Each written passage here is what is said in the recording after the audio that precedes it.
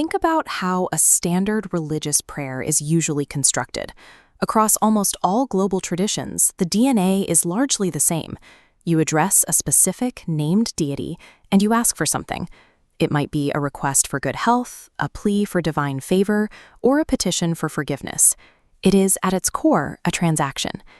Now consider the Namokar Mantra, the single most sacred prayer in Jainism. It breaks every one of those structural rules. It asks for absolutely nothing, and even more surprisingly, it names nobody. Not even Lord Mahavira, the 24th Tirthankara, gets a mention. To see what the practitioner is saying, we must look at the structure of the text. This is the mantra in its original language, an ancient dialect called Prakrit.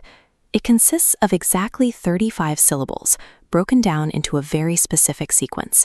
The first 5 lines are strictly dedications. But instead of bowing to historical figures or gods, the speaker bows to 5 supreme states of being. The word Namo simply translates to I bow, and it is applied sequentially to each of these 5 spiritual roles.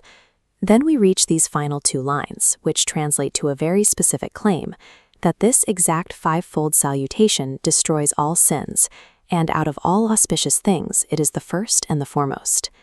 If you aren't negotiating with a deity and you aren't asking for any worldly favors, we have to look closer at what this 35-syllable sequence is actually engineered to achieve. The answer lies in a concept called the Pancha Paramesti.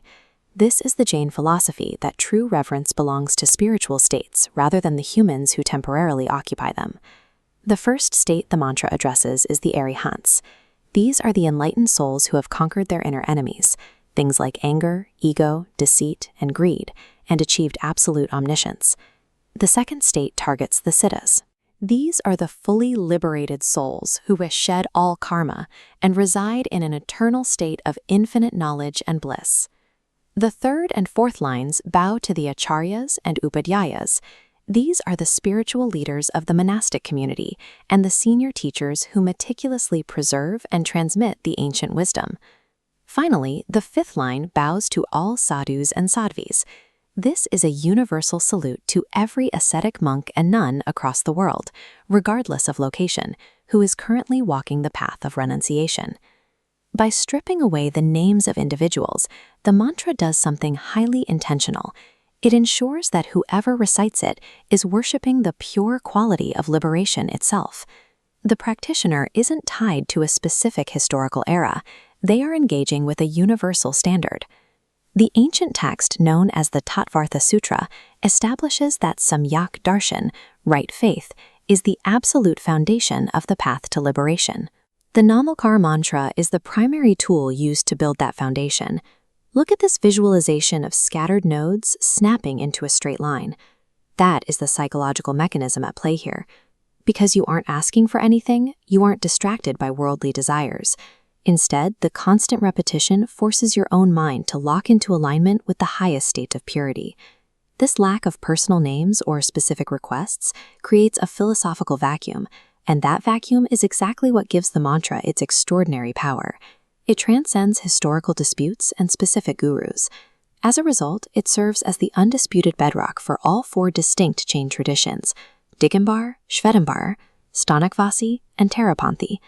Millions of people divided by centuries of sectarian tradition are bound together by this single text.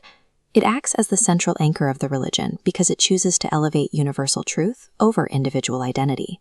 The Namokar Mantra is a lived reality, bookending the Jain experience. It is the very first prayer taught to a child, and by design, the final sequence of words spoken at the end of life. The physical preparation requires strict intentionality. Practitioners sit with a perfectly straight spine, take 3 slow breaths to steady the mind, and focus entirely on the meaning of each state as they recite the lines. To maintain focus, they use a traditional Jain rosary.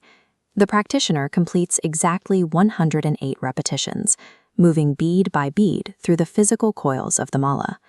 It is woven deeply into the rhythm of the day, chanted in the early morning, integrated into temple pujas, recited before meals, and repeated right before sleep. But the ultimate expression of the mantra is purely internal. The highest form of the practice is mental chanting, performed without moving the lips. It becomes a state of total internal silence, where pure consciousness bows to pure consciousness. The Namokar Mantra never looks outward for salvation. By bowing to the pure qualities of liberation, the practitioner is actually making a profound declaration that their own soul possesses the exact same potential to achieve it.